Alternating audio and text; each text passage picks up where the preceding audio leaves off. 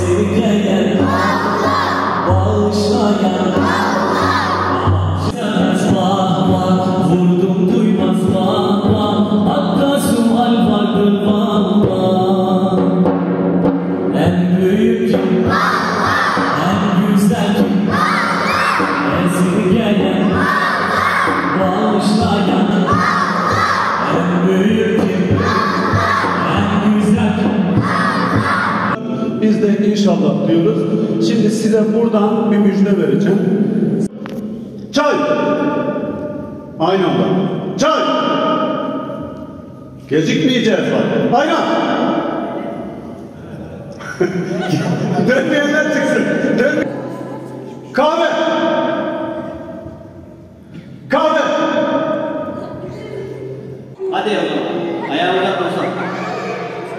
Ayakları uzat. Sayıyorum. Bu sefer 3'ten 7'ye sayacağım. 3. Ali ayakları uzat. 2. 1. Başla. Çözüldü. Burası. Burası bir. İkinci hangisi? Tamam. 3. 2.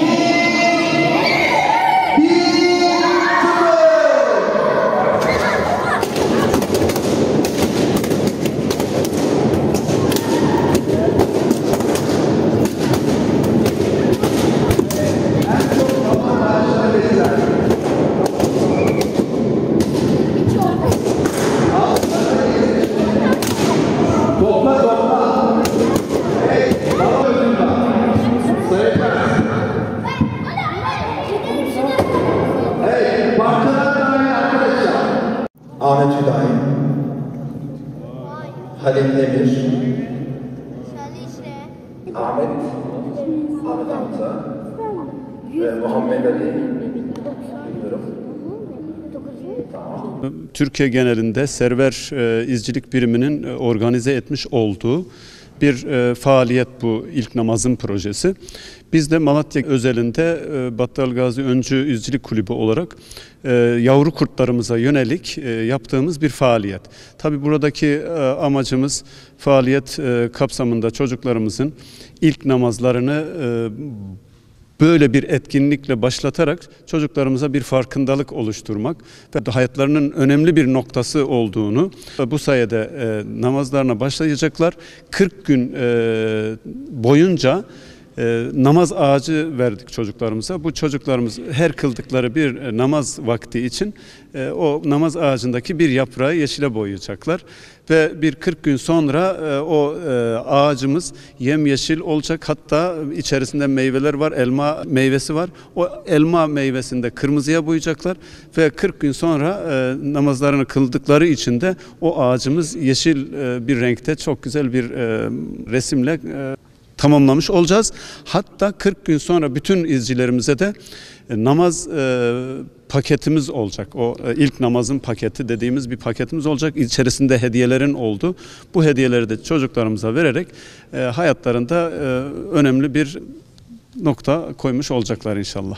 Katılım çok güzel. Çocuklarımız da 7-11 yaş aralığındaki çocuklarımız.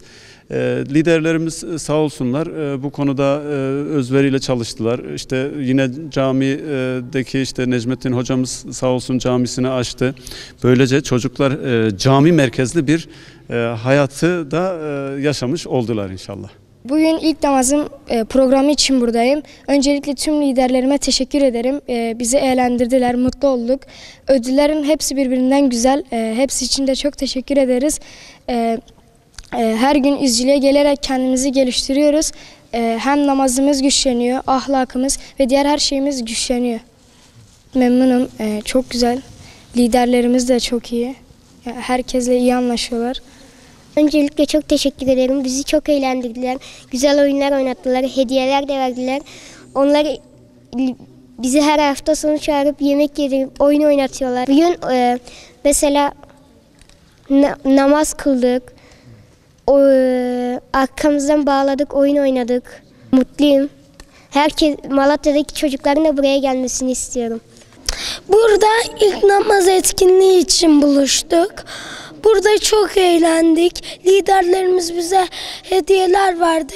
Buraya gelme amacım hem dinimizi öğrenmek hem de namaz kılmaktı. Çok güzel geçti bugün. Oyunlar oynanıldı. Namaz kıldık. İlahiler söyleyip dinledik. Oyun oynadık, balon etkinliklerini yaptık. Hediyeler aldık, namaz kıldık.